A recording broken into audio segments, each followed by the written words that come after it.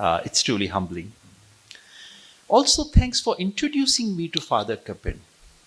I'm ashamed to say that while I had heard his name and I had flipped through that book on socialism, because that used to be my early research interest, Future of Indian Socialism.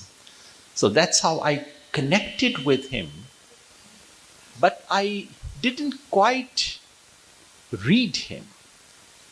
And now that I've got to read him briefly and what I've heard in the seminar, I feel very bad that I did not read him earlier because, and I don't say it simply because I happen to be delivering this lecture, because my quest for quite some time has been that there are two parallel intellectual streams in 20th century India.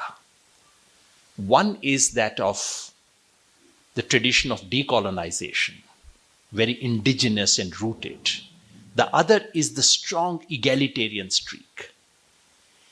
And I have felt and have said repeatedly that it is only by bringing these two streams together, by getting these two streams to converse with each other, that we can respond to the challenge of 21st century.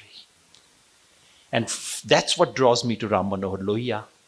That is what drew me to Kishan Patnaik, because these are thinkers who were trying to bring these two traditions together, egalitarianism and decolonization. And Father Kappen seems to be exactly that kind of person, probably deeper than other sources that I've drawn upon. What you read out after, of what he wrote after 1992 is exactly what this country needs to learn from. And my sense has been, and I've said again and again, it is the spiritual vacuousness of our secular politics which is responsible for where we have landed today. We need that in this country, revolution need not turn its back to religions. Religion actually happens to be the site for revolutions in this country. So I'm really thankful to you for giving me this opportunity to begin my journey to discover Father Kappen. It so happens that the theme that I had originally suggested for this lecture would have absolutely fitted for Intellectual Quest of Father Kappen. I had suggested to Mercy that I speak on what I call India's Swadharma. That's actually, so the passage that you read out, in my language, it translates into search for India's Swadharma. I think later, Mercy may have read one of my articles in the newspaper, and she was quite enchanted by this idea of democracy's enchantment.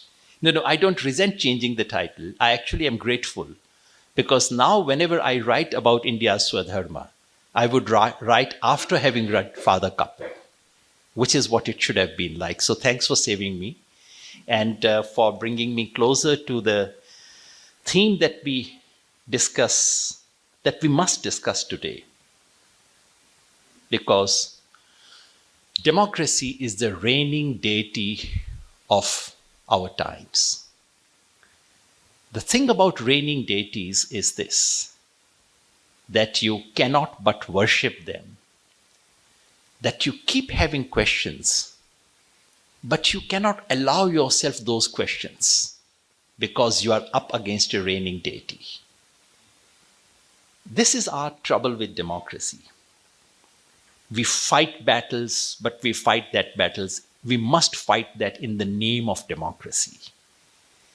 Democracy is something whose absence we bemoan. We bemoan it quite a lot, and with very good reasons, for the last 10 years. What I'm going to argue is something slightly different. I would present my argument in 3 parts. I will begin by arguing that the crisis of democracy that we have today is deeper than it appears. It's not merely a crisis of non-fulfillment of democratic procedures in practice. The crisis is that of the very conception of democracy. It is not merely an Indian crisis. We are looking at a global crisis. That's part one. In part two, I would suggest that this crisis has deep roots, deep conceptual roots. It's not an accident. It's not because of something that happened in the last 20, 30, 40 years. That there has been a certain tension, a contradiction, which is at the heart of democratic enterprise. In part three, I would say how we should not respond to this crisis and how we should respond. That's where enchantment comes. I would argue that we should not exercise the option of breaking the spell of democracy and just keep them distance from it. That we must find ways of re-enchanting it. All right, part one. Much of our conversation in today's India is about how undemocratic the current regime is. I don't need to go over this with this kind of audience. We all know it. We talk about it every day. We talk about the undeclared emergency. We talk about violations of human rights. We talk about suppression of minorities. We talk about breakdown of minimal protocols of parliament. We talk about lack of free and fair elections.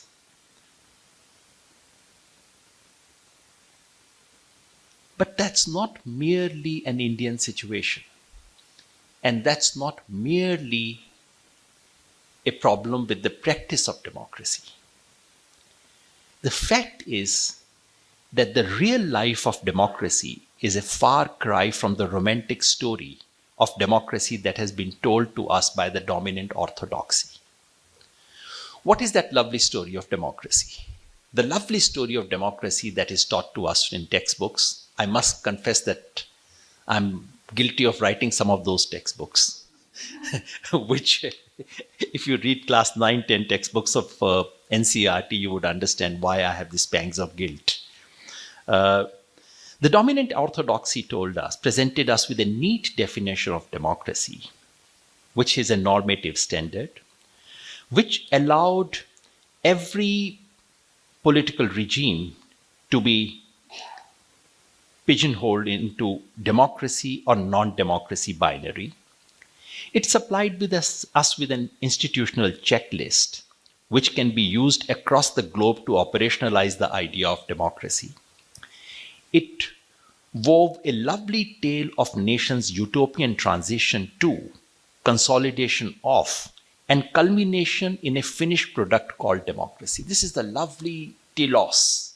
The whole world is marching towards democracy. At the top of it, we know who stands at the top, the US of A. Now, this is the highly stylized and selective version of what has in fact been contingent path that democracy has taken in a tiny but dominant part of the globe. This is a global story that everyone has noticed. Everyone has noticed that something has gone wrong with this global story.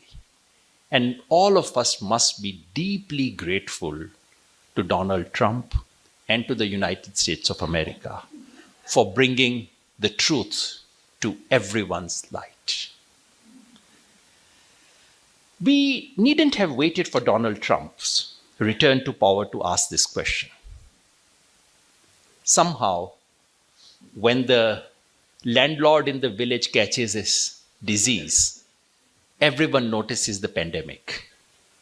Till the landlord catches that disease, no one notices it. We could have asked this question after his first victory in 2016, or after Modi ji's triumph in 2019, or perhaps after his popular endorsement following 2002 pogroms in Gujarat.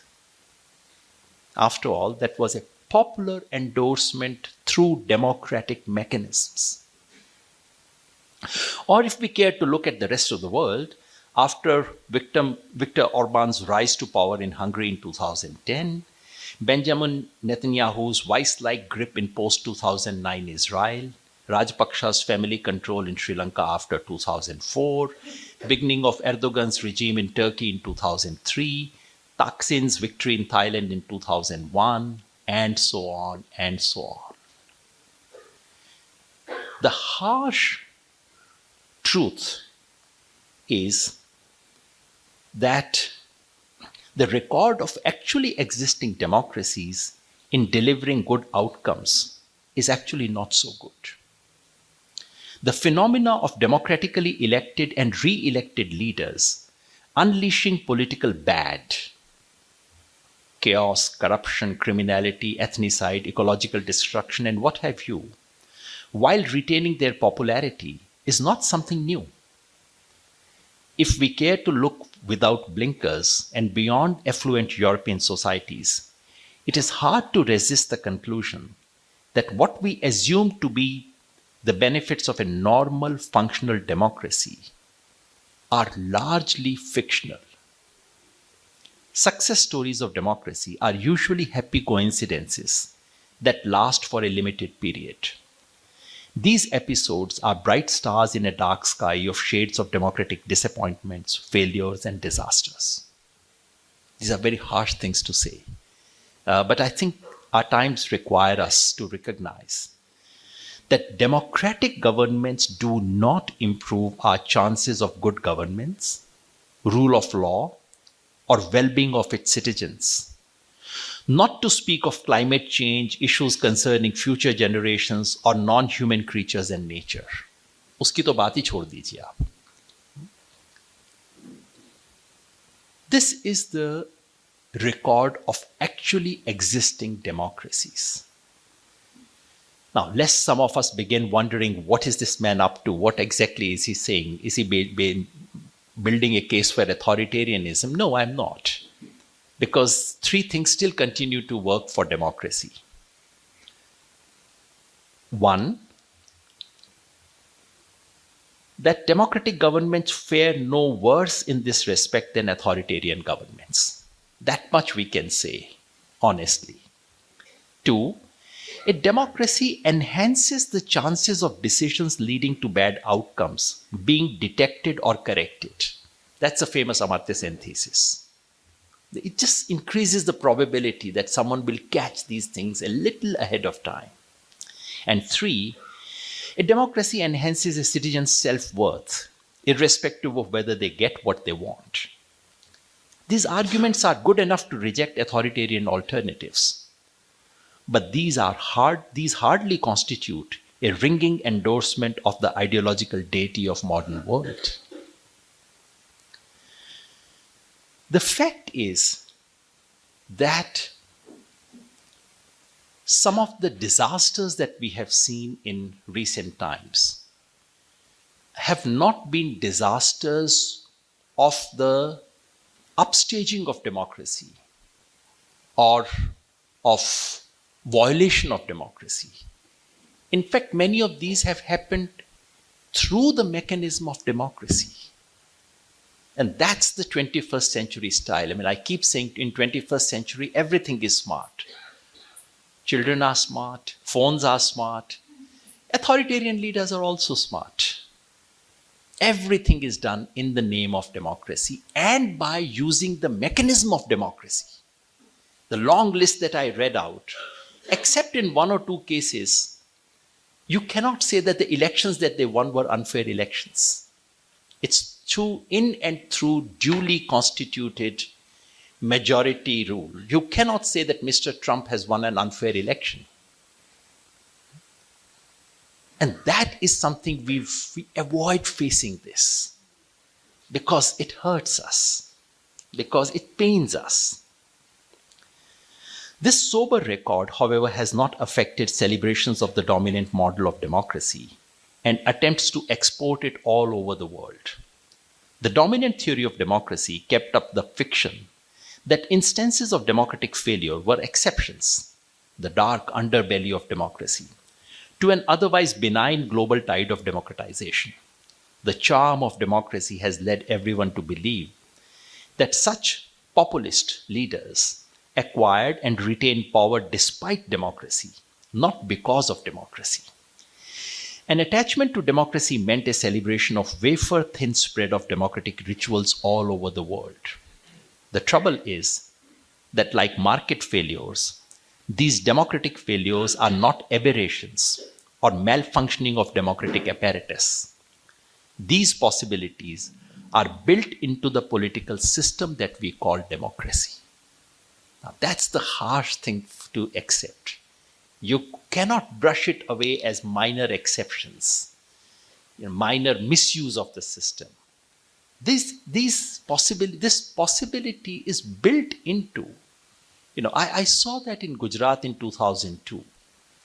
I traveled for a few weeks in Gujarat after the 2002 riots. And I went there expecting popular angst, popular anger. And what I witnessed there just changed me completely. My wife called me and said, so what are, so generally interested in what are you seeing in Gujarat? I said, these are shades of black that I see. And you cannot say that what happened thereafter in Gujarat election was manipulation or not popular verdict. This was genuine popular verdict, endorsing a genuine massacre. Now, so part 2 is, what is the root of the crisis? The root of the crisis is that what we call democracy is actually two things rolled into one. I said this morning to my friends that, you see, it's like offering prayer. You remember God, you start praying, you close your eyes, and that God is replaced by a statue. The statue is replaced by a priest of whatever religion, doesn't matter, all of them are the similar kinds. And when you open your eyes, you ask yourself, is this fellow that I've been praying for? Is this person that I'm worshipping? Something similar has happened to us in worshipping democracy. There are two very different things, both of which are called democracy. One is the idea and ideal. Democracy is one of the most commonly used positive word, at least in the last century or so. Democracy is an ideal that you can hardly quarrel with. What it promises us, this word with amazingly universal provenance, perhaps the most potent term for claiming political authority in global political speech today. It is a charming political ideal that outcompetes any foreseeable rival, a vision of a society where all citizens have equal effective control over all significant collective decisions. What a lovely ideal. How can you quarrel with it? How can you not worship it?